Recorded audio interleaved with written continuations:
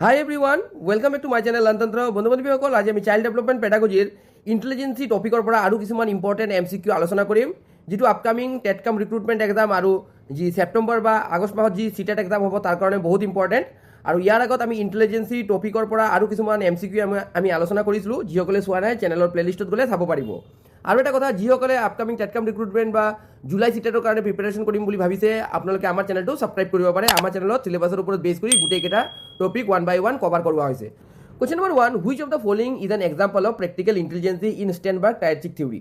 তো ষ্টেনবাৰ্গৰ টায়াৰচিক থিয়ৰী মতে প্ৰেক্টিকেল ইণ্টেলিজেঞ্চি কোনটো হয়? তো অপশ্যন আছে solving a complex algebraic equation, না finding a way to fix a broken pocket using everyday tool, না writing a poem about nature, memorising capital cities. So' গোটেইকেইটা কুৱেশ্যন ইংলিছ আৰু লগত অসমীয়া মাধ্যমত দিয়া আছে। চ' যাৰ যিটো সুবিধা হয় আপোনালোকে চাই ল'ব। আৰু যিসকলে টায়াৰচিক থিয়ৰীৰ বিষয়ে নাজানে, আপোনালোকে আমাৰ চেনেলৰ প্লেলিষ্টত গ'লে এইবোৰ থিয়ৰী ইণ্টেলিজেঞ্চিৰ গোটেইকেইটা থিয়ৰী দিয়া আছে। তাৰ পৰা কনচেপ্টকেইটা আগত ক্লিয়াৰ কৰি ল'ব। বিকজ যি আপকামিং এক্সাম আছে, চিটেট এক্সাম হওক বা টেটকাম ৰিক্ৰুটমেণ্ট এক্সাম হওক, তাত মানে গোটেইকেইটা প্ৰেক্টিকেল আৰু এপ্লিকেশ্যন বেছ কুৱেশ্যন আহিব। যদি আপুনি থিয়ৰী নাজানে আপুনি এনচাৰ কৰিব নোৱাৰিব। চ' টায়াৰচিক থিয়ৰী মতে যিটো প্ৰেক্টিকেল ইণ্টেলিজেঞ্চি হয়, এইটো কি হয়? Finding a way to fix a broken pocket using everyday tool. দৈনন্দিন সঁজুলি ব্যৱহাৰ কৰি এটা ভঙা টেপ মেৰামতি কৰাৰ উপায় বিচাৰি উলিওৱা। ঠিক আছে। Question number 2, in Guilford's structure of intellect model divergent production is most closely link to. So' গিলফৰ্ডৰ যি 3D মডেল আছে ইণ্টেলিজেঞ্চিৰ, তাৰ মতে ডাইভাৰ্জেণ্ট প্ৰডাকশ্যন এইটো কাৰ লগত লিংকড হয়? তো অপশ্যন আছে creativity and multiple solution, convergent thinking, memory of historical datas, না ফিজিকেল কোঅৰ্ডিনেশ্যন। তো ইয়াৰ কাৰেক্ট আনচাৰ হ'ব option number A, creativity and multiple solution. Because গিলফৰ্ডে কি দিছিলে? 3D ইণ্টেলিজেঞ্চিৰ মডেল দিছিলে। তিনি ধৰণৰ যোনে চিন্তা কৰিব পাৰে। ঠিক আছে, 3D ইণ্টেলিজেঞ্চি মডেল আপোনালোকে চাই ল'ব, গোটেই থিয়ৰী চেনেলৰ প্লেলিষ্টত আছে। Question number 3, according to Thorndike's multi factor theory social intelligence involve. থৰ্নড্ৰিকৰ যিটো মাল্টি ফেক্টৰ ইণ্টেলিজেঞ্চি আছিলে, তাৰ মতে ছ'চিয়েল ইণ্টেলিজেঞ্চি কিহৰ লগত ইনভলভ আছে? তো অপশ্যন আছে managing people and relation, multiplying mechanical tools, manipulating mechanical tools, solving abstract symbols, না ৰিকগনাইজিং প্লান্ট স্পিচিজ। চ' ছ'চিয়েল ইণ্টেলিজেঞ্চিৰ লগত যেতিয়া হ'ব, এইটো হ'ব option number A, managing people and relationship. ঠিক আছে। থৰ্নডিকে কৈছিলে কি, যে মানুহ যেতিয়া বেলেগক মানে মেনেজ কৰিব পাৰিব আৰু মানুহৰ লগত যেতিয়া ৰিলেশ্যনশ্বিপটো ভাল লাগিব, তেতিয়া তাৰ নিজে নিজে কি হ'ব? ইণ্টেলিজেঞ্চি তাৰ ডেভেলপ হৈ থাকিব। ঠিক আছে। Question number 4, which concept suggest intelligence can be improve through effort and strategy. কোনটো থিয়ৰী মতে মানে ইণ্টেলিজেঞ্চি এফৰ্ট আৰু ষ্ট্ৰেটেজি দি আমি ইম্প্ৰুভ কৰিব পাৰোঁ বাচ্চাৰ মাজত? তো অপশ্যন আছে ইনক্ৰিমেণ্টেল থিয়ৰী, না entity theory, G factor theory, না ফেক্টৰ এনালাইচিছ। চ' অসমীয়াটো ইয়াত দিয়া আছে বৰ্ধিত তত্ত্ব, অস্তিত্ব তত্ত্ব, জি কাৰক আৰু উপাদান বিশ্লেষক। তো ইয়াত যিটো এনচাৰ হ'ব, এইটো কাৰেক্ট এনচাৰটো হ'ব কিন্তু ইনক্ৰিমেণ্টেল থিয়ৰী। সেইকাৰণে মই কওঁ আপোনালোকে থিয়ৰীকেইটা অসমীয়া মাধ্যম বা এছামিছত জনা বা ইংলিছত বহুত দুটা কম্বাইন কৰি জনাটো বহুত ইম্পৰ্টেণ্ট। আপোনালোকে খালি হিন্দীত গোটেই থিয়ৰীটো চালে নহ'ব, আপোনালোকে অসমীয়া থিয়ৰীটো বুজিব লাগিব, তেতিয়াই আপুনি এনচাৰ কৰিব পাৰিব এক্সামত গৈ। বিশেষকৈ অসমৰ কাৰণে মই কৈছোঁ, যিসকলে অসমৰ পৰা এপিয়াৰ হ'ব বিচাৰে, চিটেট এক্সাম হওক বা টেটকাম ৰিক্ৰুটমেণ্ট এক্সাম হওক, আপোনালোকে অসমীয়া মাধ্যমত থিয়ৰীটো বুজি ল'ব। আৰু আপোনালোকে যদি আমাৰ চেনেলত যায়, যদি প্লেলিষ্টত গোটেইকেইটা থিয়ৰী অসমীয়া মাধ্যমত দিয়া আছে। Question number 5, a teacher who use role play and group project values which intelligence. যিজন শিক্ষকে মানে গ্ৰুপ প্ৰজেক্ট আৰু ৰোল প্লে কৰি শিকাবলৈ ভাল পায়, জ্ঞান দিব ভাল পায়, সি মানে কি ধৰণৰ ইণ্টেলিজেঞ্চি ছাপৰ্ট কৰে? চ' এইটো মানে কি ধৰণৰ ইণ্টেলিজেঞ্চি এইটো বুজায় এইটো। তো ইয়াত দিছে অপশ্যন আছে ইণ্টাৰপাৰ্চনেল, না ইণ্ট্ৰাপাৰ্চনেল, না লজিকেল মেথামেটিকেল, না লিংগুইষ্টিক। চ' আপোনালোকে জানে ৰোল প্লে আৰু প্ৰজেক্ট কৰিবৰ কাৰণে বেলেগৰ লগত মিলিব লাগিব আৰু বেলেগক বুজিব লাগিব। ক্লাছত বেলেগ আৰু ষ্টুডেণ্টক নিজক খালি বুজিলে নহ'ব, বেলেগ ষ্টুডেণ্টকো বুজিব লাগিব সেইজন ষ্টুডেণ্টৰ। আৰু ইণ্ট্ৰাপাৰ্চনেল মিনছ কি হ'ব? বেলেগক বুজা, বেলেগ টু ন' আদাৰ। ঠিক আছে। আৰু ইণ্ট্ৰাপাৰ্চনেল মিনছ টু ন' চেল্ফ। যিজনে চেল্ফ নিজক বুজি পাব, এইটো কি হ'ব? ইণ্ট্ৰাপাৰ্চনেল। আৰু বেলেগক বুজিব পাৰিলে ইণ্টাৰপাৰ্চনেল। ঠিক আছে। চ' যেহেতু ৰোল প্লে আৰু প্ৰজেক্ট আছে, সেইটো কি হ'ব? Interpersonal intelligence. ঠিক আছে। Question number 6, who defined intelligence as a global capacity to act purposefully and think rationally. ঠিক আছে। বুদ্ধিক উদ্দেশ্যপূৰ্ণভাৱে কাম কৰিব পৰা আৰু যুক্তিসংগতভাৱে চিন্তা কৰিব পৰা এক গোলকীয় ক্ষমতা কোনেও অভিহিত কৰিছিল। ঠিক আছে, মানে এইটো ইণ্টেলিজেঞ্চি কি হয়, এটা গ্ল'বেল কেপাচিটি হয়। কোনে কৈছিলে এইটো?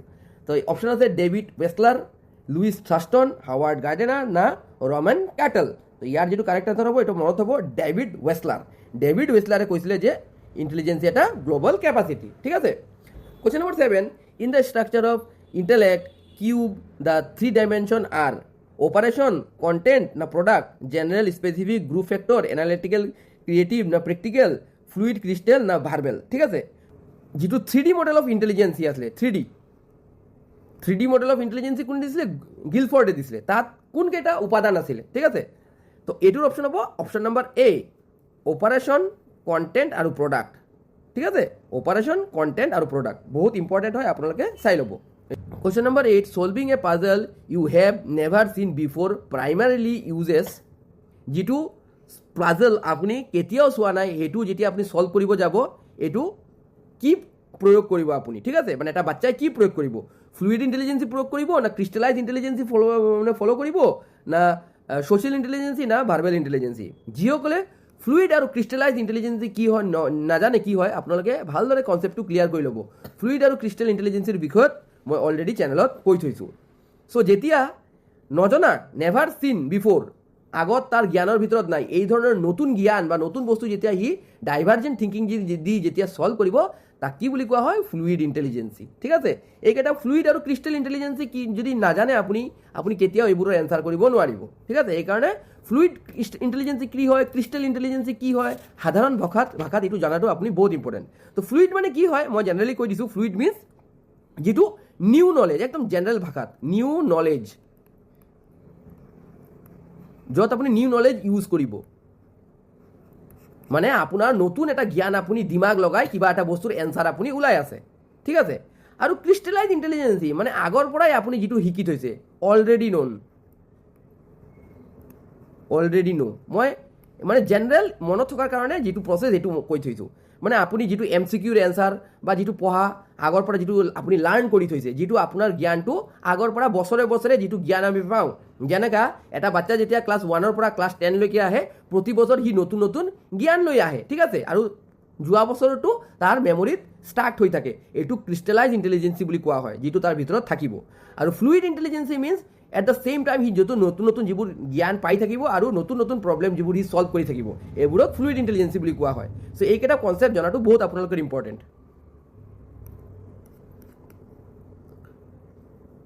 Question number 9, what is the primary difference between interpersonal and intrapersonal intelligence?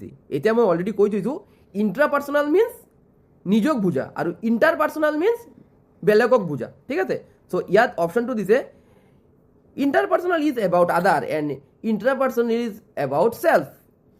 Interpersonal is about nature, intrapersonal is about music, এইটোতো নহ'ব। Interpersonal is for teacher, interpersonal is for student, এইটোও নহ'ব। Interpersonal learn and interpersonal genetics, এইবোৰ নহ'ব, তো এইটোও হ'ব। Interpersonal is about আদাৰ, বেলেগক, আৰু ইণ্ট্ৰা মিনছ ওৱান চেল্ফ। অলপ আগতে মই কৈ থৈছোঁ এইবোৰ। Question number 10, in Sternberg's theory, componential intelligence is another name of. Sternbergৰ থিউৰি মতে কম্পোনেনচিয়েল যি ইণ্টেলিজেঞ্চি আছিলে, কম্পোনেনচিয়েল যে এটা যে ফেক্টৰ আছিলে, তাৰ আৰু এটা নাম কি আছিলে? তো ইয়াত দিছে এনালাইটিকেল ইণ্টেলিজেঞ্চি, ক্ৰিয়েটিভ ইণ্টেলিজেঞ্চি, প্ৰেক্টিকেল ইণ্টেলিজেঞ্চি না নেচাৰেলিষ্টিক ইণ্টেলিজেঞ্চি? আপোনালোকে ভালদৰে ষ্টেনবাৰ্গৰ টায়াৰ থিউৰিটো আমাৰ চেনেলৰ প্লেলিষ্টত গ'লে তাত থিউৰি দিয়া আছে, আপোনালোকে চাই ল'ব। মই বাৰে বাৰে কৈ থৈছোঁ কথাটো। চ' কম্পোনেনচিয়েল ইণ্টেলিজেঞ্চি মিনছ হয় এনালাইটিকেল ইণ্টেলিজেঞ্চি, বিশ্লেষণাত্মক বুদ্ধিমত্তা, যিটো মানে এনালাইজ কৰে। কোনোবা এটা বস্তু যদি নতুন পায়, সি এনালাইজ কৰি তাৰ এনচাৰ ফাইণ্ড কৰিব সি ট্ৰাই কৰে। So' analytical intelligence, componential means analytical.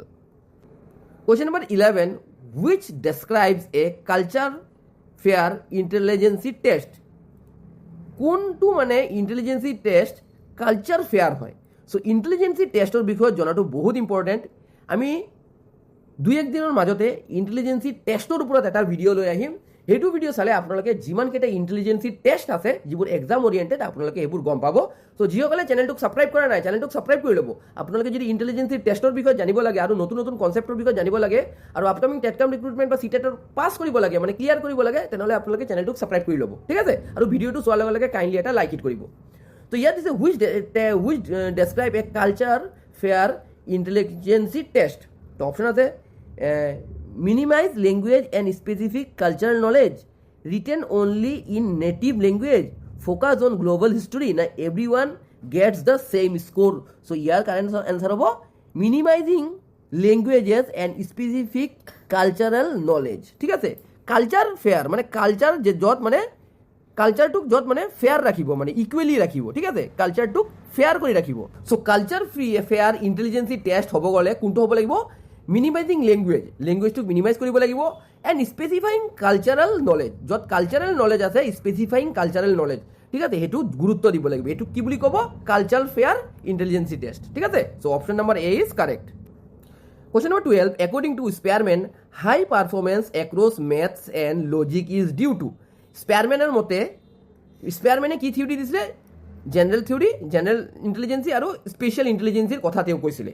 তো স্পেয়াৰমেনে যি high performance across maths and logic is due to তো জি ফেক্টৰ না এছ ফেক্টৰ না হাই ক্ৰিষ্টেলাইজ ইণ্টেলিজেঞ্চি না গুড লাক, ঠিক আছে। তো ইয়াৰ যিটো কাৰেক্ট আনচাৰ হ'ব এইটো হ'ব জেনেৰেল ফেক্টৰ, ঠিক আছে। চাৰ্লছ স্পেয়াৰমেনে কৈছিলে যে হাই পাৰফৰ্মেঞ্চ ইন মেথছটো যদি কোনোবা হাই পাৰফৰ্মেঞ্চ দিয়ে আৰু logic is due to G factor general factor তাৰ ভিতৰত আছে সেই ফেক্টৰৰ কাৰণে সি হাই পাৰফৰ্মেঞ্চ দিব।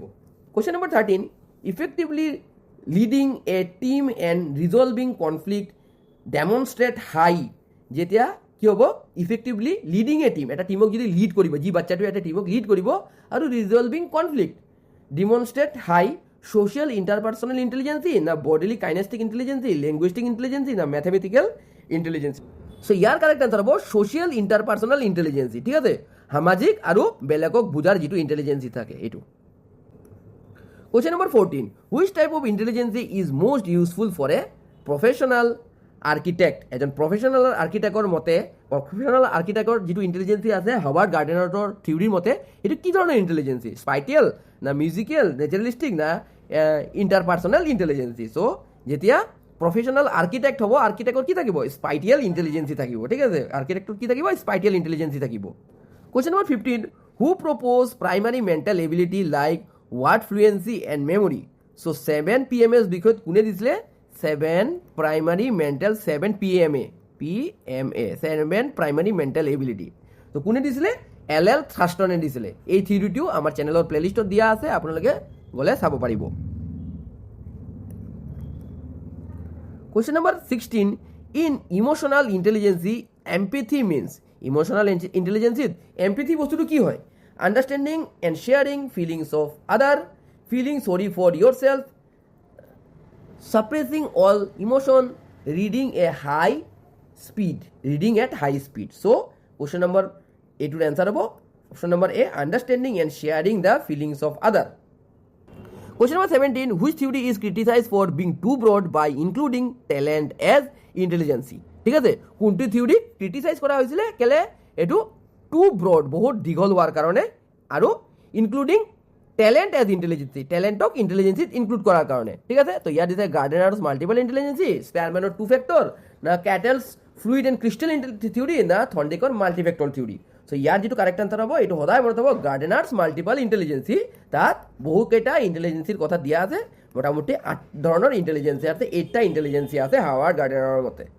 Question number 18, checking for consistency and logical fallacies in argument শ্ব'জ হাই। যুক্তিবোৰত সংগতি আৰু তৰ্কসংগত ত্ৰুটি পৰীক্ষা কৰাটো কিহৰ উচ্চ লক্ষণ? তো দিছে logical mathematical intelligence, linguistic intelligence, the spatial intelligence না মিউজিকেল ইণ্টেলিজেঞ্চি। চ' এইটোৰ কাৰেক্ট আনচাৰ হ'ব option number A logical mathematical intelligence, ঠিক আছে। Question number 19, the flying effect suggest IQ score increase due to, ঠিক আছে। ফ্লাইং ইফেক্টৰ মতে IQ কিয় বাঢ়ি থাকে?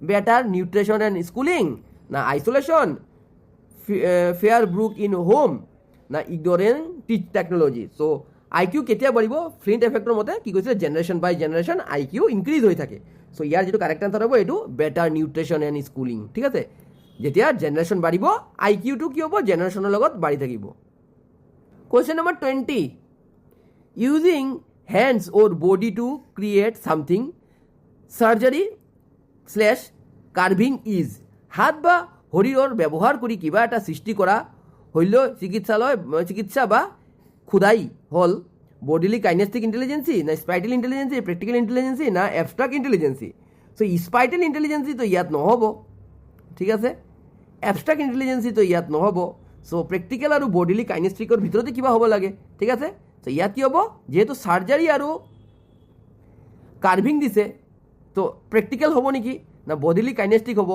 ভিডিঅ'টো যদি আপুনি ইয়ালৈকে চাইছে আপুনি এই কুৱেশ্যনটোৰ এনচাৰ কমেণ্ট বক্সত জনাব যদি ভিডিঅ'টো আপুনি চাই আৰু আপকামিং যি টেটকাম ৰিক্ৰুটমেণ্ট এক্সাম আছে বা চিটেট এক্সাম আছে তাৰ কাৰণে যদি আপুনি প্ৰিপেয়াৰ কৰি আছে ইয়ালৈকে যদি আপুনি কুৱেশ্যনটো চাইছে ইয়াৰ এটা এনচাৰ দিবলৈ কমেণ্ট বক্সত ট্ৰাই কৰিব using hand or body to create something এইটো কি হ'ব প্ৰেক্টিকেল ইণ্টেলিজেন্সি হ'ব না বডিলি কাইনেষ্টিক ইণ্টেলিজেন্সি হ'ব আপোনালোকে কমেণ্ট বক্সত জনাব চ' আজিলৈ ইয়াতেই সমাপ্ত কৰোঁ ভিডিঅ'টো আপোনালোকে যিসকলে ভিডিঅ'টো চাইছে কাইণ্ডলি এটা লাইক হিট কৰিব আৰু চেনেলত যদি ফাৰ্ষ্ট টাইম আহিছে চেনেলটোক ছাবস্ক্ৰাইব কৰি যাব ডেটছ অল ফৰ নাও থেংকছ ফৰ ৱাচিং দ্য ভিডিঅ'